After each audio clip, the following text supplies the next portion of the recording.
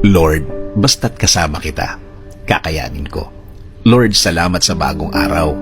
Salamat sa bagong opportunity na maiba ang ginawa ko kahapon para sa aking mga kinakaharap na problema. Salamat at nagising pa din ako para makasama ko ang aking pamilya. Lord, may matindi akong problema na nasa aking buhay ngayon. Nasa aking buhay ngayon ang nagpapagulo sa aking araw-araw. Hindi ko na po, Lord, alam ang gagawin. Litong-lito na po ako sa kung ano ang dapat na gagawin. Humihingi din po ako ng patawad, Lord, dahil nabawasan ang mga pagkakataon na ako'y nagdadasal sa iyo, na mas iniisip ko ang kaya kong gawin, imbis na kaya mong gawin sa buhay ko. Alam ko, Lord, na natulungan mo na ako noon.